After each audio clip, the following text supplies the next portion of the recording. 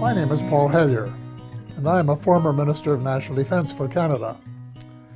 This disturbing message is for the several million Americans and others who were kind enough to listen to the 22-minute presentation at the Citizens Disclosure hearing in Washington in May 2013, and for anyone else who cares deeply about the future of their country and the planet Earth. The U.S. is in grave danger. Strangely, the peril is not from foreign enemies, but from enemies within. So I beg you to listen to a summary of the major problems, followed by some suggestions as to how the U.S. might be recaptured by loyal Americans, to the enormous relief of friends who have been watching helplessly from the sidelines. The stakes couldn't be higher. So I spent the 15 months following the Washington hearing feverishly writing a new book, incorporating what I think every American has the right to know and must know to end the incredible naivety observed at the Citizens hearing. The name of the book is The Money Mafia: A World in Crisis. Most of my friends, both American and Canadian, tend to agree that the world is in a state of crisis. But very few are aware that the problems are not natural phenomena. They have been engineered by a very tiny elite group of rich, ruthless, and power-hungry people who have been deliberately keeping the majority of decent, hard-working taxpayers totally in the dark. The iron veil of secrecy is now nearing the end of its 7th decade. When World War II ended, little attention was given to Operation Paperclip, under which hundreds of Nazi scientists were brought to the U.S., given new identities, and then appointed to important jobs in the military and elsewhere. Some of them would have been aware of UFOs and the ET presence from their experience in working with them in the 1930s. The American military began to take the subject more seriously after retrieving one of the vehicles that crashed near Roswell, New Mexico, on July 4th, 1947, and decided to back-engineer its technology, which was light years more advanced than anything that we had known. On Tuesday, July the 8th, 1947, at 11 a.m. Mountain Time, Roswell Airfield Commanding Officer Colonel William Blanchard announced in a press release the recovery of a flying disc. That was the truth. Later that same day, at approximately 4:30 p.m. Central Time, Brigadier General Roger Ramey, commander of the 8th Air Force and Blanchard's supervising officer, presented to the press an alternative story. He claimed the Army had recovered a Rowan target device suspended by a neoprene balloon. That was a lie. In fact, it was the cornerstone lie of what was to become a cult of lying and disinformation that is still United States policy today, 68 years later. In my brief address to the Citizens Disclosure hearing, I said that the United States and much of the Western world is ultimately controlled by an unelected, unaccountable cabal. Its apex is the banking and financial cartel, followed by the oil cartel, the CEOs of the largest and most powerful transnational corporations, major intelligence agencies, including the CIA, the FBI, and the NSA, and a major slice of the U.S. military. Their collective power and influence is incalculable, and it is their plan for the U.S. and the rest of us that is so alarming. Their plan is an empire greater in size and power than any empire before it. They call this the New World Order, which, ironically, is the same name Hitler used for the smaller empire he imagined. One sure thing, the New World Order will end all pretense of government of, by, and for the people. It will be a dictatorship of, by, and for a small minority of the rich and privileged elite. Much of its power lies in the privately owned banking system. Why monarchs and politicians allowed a private cartel to become the monopoly supplier of new money, we will never know. But this power is almost absolute and can determine the fate of nations and their people. A system where nearly all money is created as debt, and debt that has to be repaid with interest, but where no one creates any money with which to pay the interest, is a dead end that leaves debtors with no alternative but to borrow the money to pay the interest and go deeper and deeper into debt. It's so wildly absurd that a grade 10 student would only need a few minutes to recognize it as one giant Ponzi scheme. Banks can invest $5 million and leverage it to create $100 million in loans that have to be repaid with interest. In effect, they skim 95% off the top of every loan. That is the reason I call them the money mafia. Monetary reform is the most urgent of all essential reforms, and my book contains a specific formula that the brave Occupy Wall Street protesters could have used to advantage when asked, "But what do you suggest?" What they lacked was the answer to that question. If about 99% of the population don't understand a deception that has been responsible for the Great Depression of the 1930s, the terrible recessions of 1981-82, 1991, and the Great Recession of the 21st century, it's not too difficult to understand why there are so many skeptics about UFOs and their occupants, even though several species have been visiting planet Earth for thousands of years. The crashes near Roswell, New Mexico, that I referred to earlier, were, in a sense, watershed events.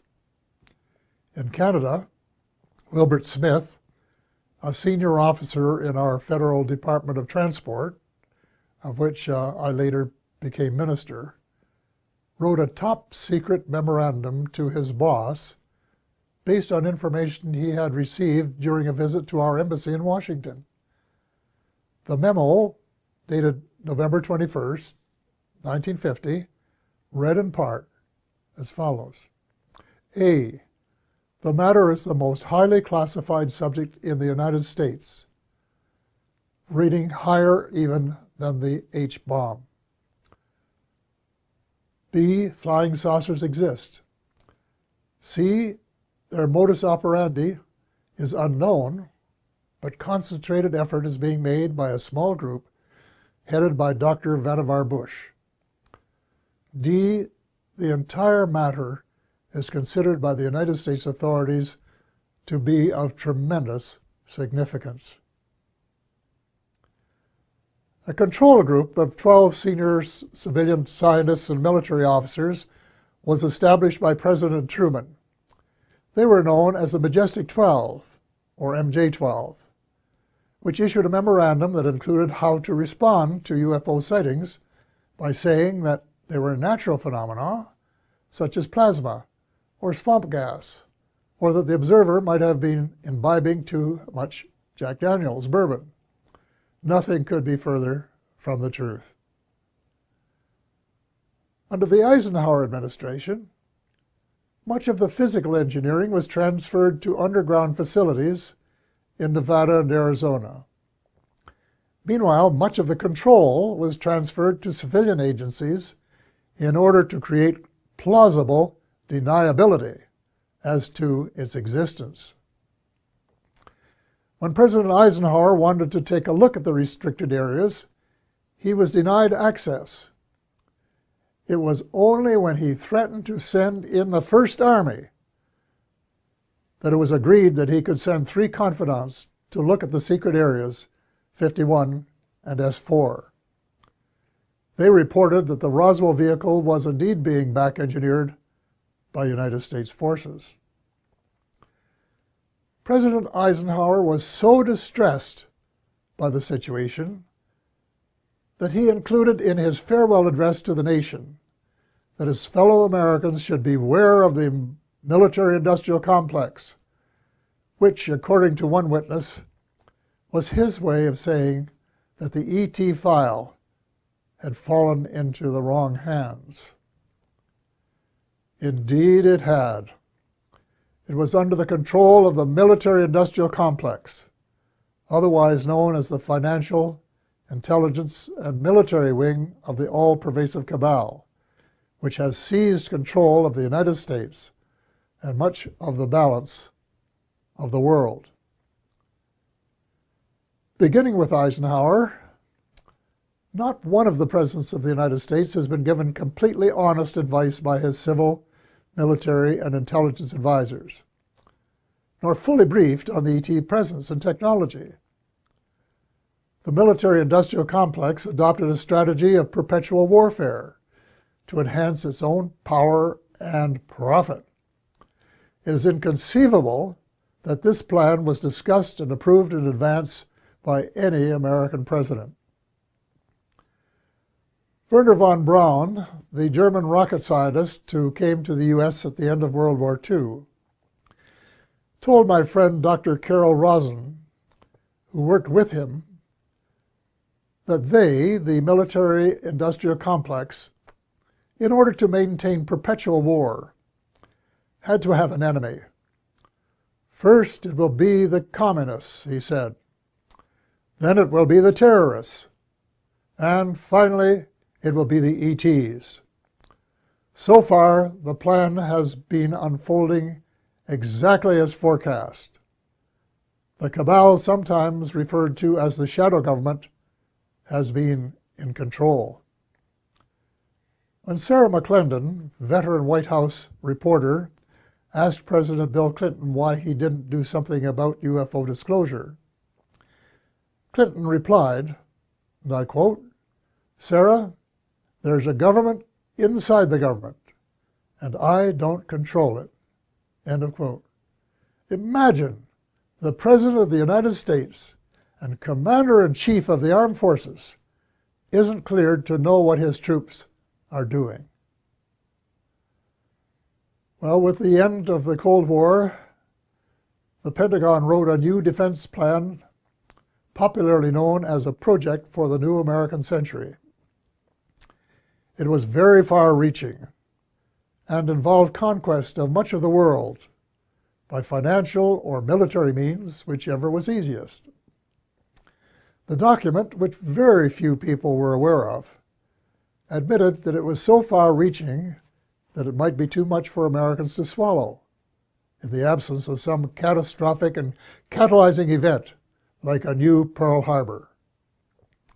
Well, Lady Luck appeared to be on their side in the form of September the 11th, 2001. Amateur foreign pilots trained in the U.S. allegedly hijacked planes and flew them into the sides of the World Trade Towers 1 and 2, and then into the Pentagon. Later in the day, the buildings collapsed. President Bush declared war on the terrorists and invoked the provisions in the North Atlantic Treaty, under which an attack on any one country is considered to be an attack on all. The reaction was unprecedented since the outbreak of World War II and the later attack on Pearl Harbor. The English-speaking world, in particular, was incensed, and a high percentage of Americans were prepared to nuke the perpetrators. Defense Secretary Donald Rumsfeld soon announced that, quote, "that means war against Iraq," end of quote, even though there was absolutely no evidence of Iraqi complicity, none whatsoever. Although most Muslims had been sympathetic to the U.S.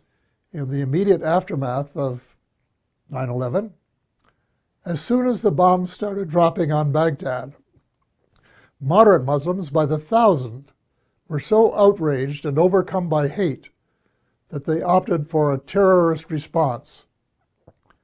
From that day on, it would be difficult to find a terrorist who did not have "Made in the USA" etched on his or her soul. Now, more than a decade later, the situation becomes even darker as the truth about 9/11 begins to emerge from the burial ground of a controlled press. We find that high officials in the George W. Bush administration knew of the attack weeks in advance and made no effort to prevent it.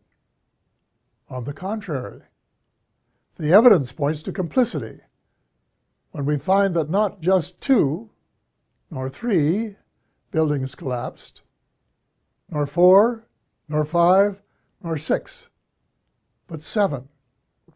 Some, if not all, had been rigged for controlled demolition. But that isn't all. A new weapon of mass destruction was used that reduced the concrete and steel to dust before it reached the ground. If you have any doubts about this, get a copy of Dr. Judy Wood's book entitled, "Where Did the Towers Go?" 500 pages of meticulous evidence. The unfolding story reveals the greatest mass deception in history, with the most universally negative consequences. Far more important than the long lineups for security checks at airports. We have been stripped of our civil rights one by one, including, I regret to say, habeas corpus, reversing 800 years of progress. Country was set against country, religion against religion. Words like peace and negotiated settlement, which had been possibilities before 9/11, were lost in the jungle of lies. The cabal, also known as the military-industrial complex, was not interested in a just settlement. It wanted perpetual war, and that was what its heinous deception achieved. It also robbed the once great United States of America of its last vestige of moral leadership. Worse, by invoking NATO, it transformed a defense alliance into a US-led task force. And by recruiting former countries from the Soviet Union, an obvious provocation to Russia, it has managed to create rumblings of a new Cold War. The danger lies in the fact that the New World Order is not limited to old boundaries and concepts of empire, and we seem hell-bent toward a third world war. Horrible beyond human imagination. It must not be allowed to happen. Almost every president since Eisenhower has been under the control of the cabal, and President Obama, regrettably, has been no exception.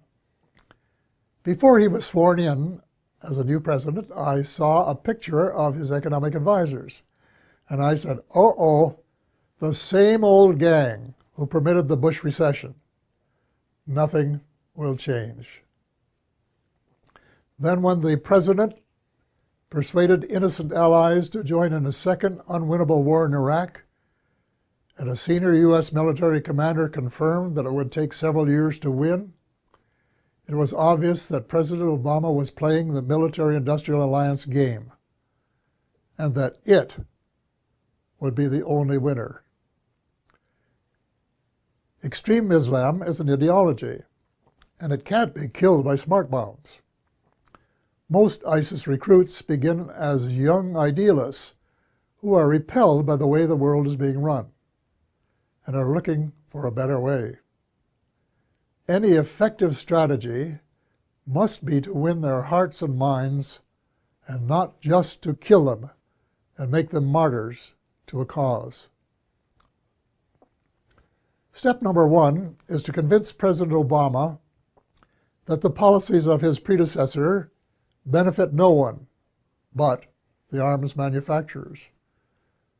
So all non-Muslim members of the coalition should withdraw from the war against the Islamic State and begin to reverse all of the wrongs committed by the West in recent years.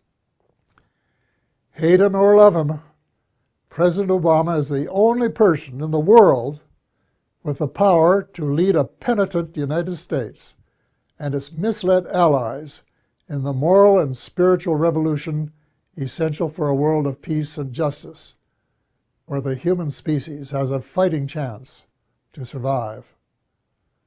The transformation has to be reversible before the next U.S. presidential election, which could be the point of no return. Ultimately, the Muslims must be allowed to settle their own problems.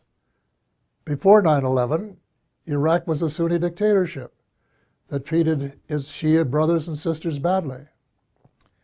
The U.S. deposed Saddam Hussein and established a new Shia majority that treated its Sunni minority unfairly. The seeds of further conflict were born. The Muslims must resolve their age-long differences as Christians and of different denominations have recently been able to do.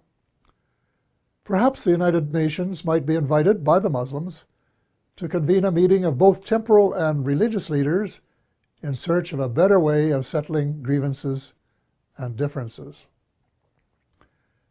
Meanwhile, it's time that all the Abrahamic religions, Christianity, Judaism, and Islam, kissed and made up. I was in my 80s before I knew that Allah was my God. My guess is that the majority of Christians are equally ill-informed. And the Israelites should start treating Palestinians as the blood brothers that they really are, instead of as inferior beings. It is wise to remember that the original covenant with the Creator applied to all of Abraham's children, and not just to the favored few.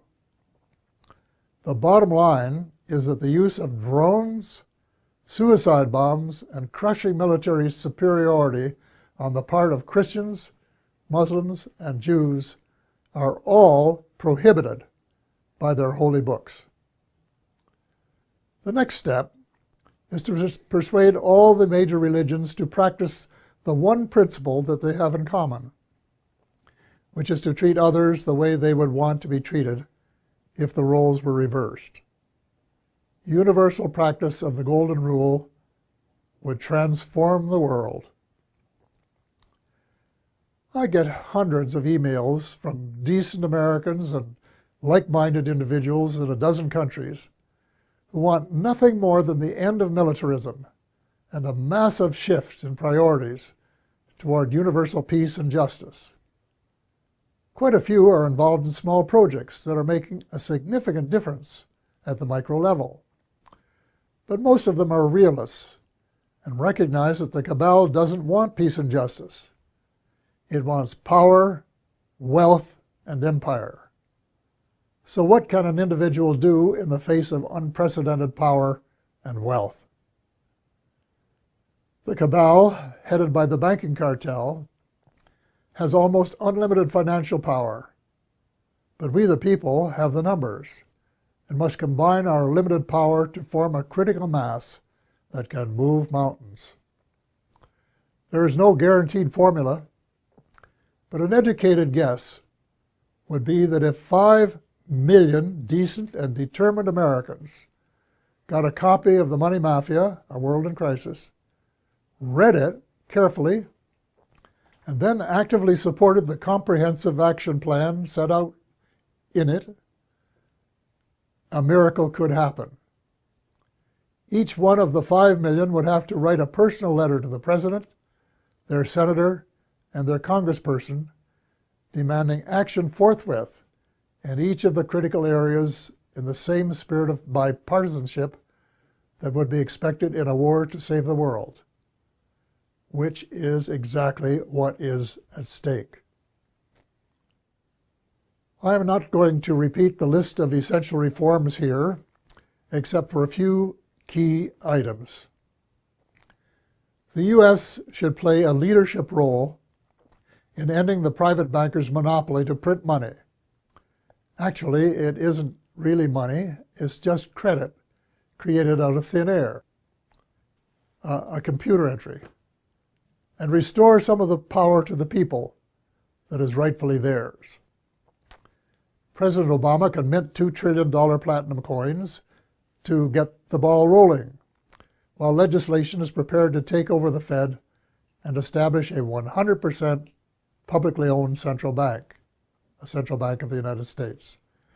There cannot and will not be peace and justice on earth while the Fed continues to exist. Speaking of justice, if President Obama really wants a place in history as a friend of the 99% rather than the 1%, he can fast-track the Trans-Pacific Partnership into oblivion. Even the name is a lie. There is no way it is a partnership. It should be called the Trans-Pacific Power Grab by a small elite group who want to feather their own nests at the expense of other people's rights to run their own affairs for their own benefit.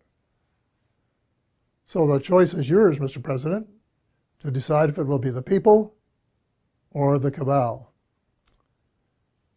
There must be full disclosure of what the cabal and the U.S. shadow government have been doing since World War II. To what extent has the extraterrestrial space and weapons technology been back-engineered? And is it true, as the late Ben Rich, former CEO of Lockheed's Skunk Works, said, and I quote, "We, the U.S., now have the technology to take ET home," end of quote. The extent to which there has been collaboration between the cabal and the ETs. What species? What motives? Were there agreements signed? And if so, were the terms of the treaty or treaties lived up to? To hear the truth emerge after so many years of continual lies and darkness will require either that the National Security Act of 1947 be rescinded or suspended, with a general amnesty so that decent Americans can tell the truth without fear of retribution. A kind of truth and reconciliation process will be required. Then there are the positive benefits that must be pursued.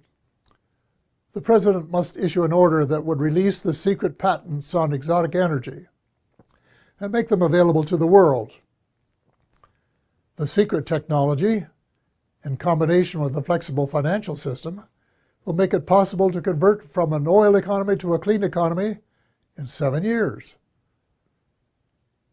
It will provide billions of new jobs worldwide and help close the ever-widening gap between the haves and the have-nots.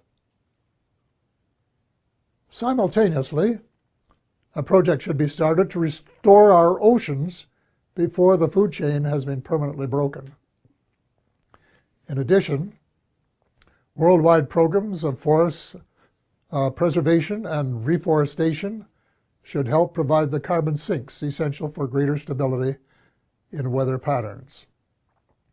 Speaking of changing weather patterns, full disclosure should give us a better idea of how much weather patterns have been altered by government tinkering. Due to restraints of time, space, and expertise, my book makes no mention of either chemtrails or the high-frequency active auroral research program known as HAARP. But from what I have heard and read from credible informants, I would say that they are Satan's illegitimate Siamese twins of death and destruction. If so, they should be terminated at once and relegated to the netherworld from which they came.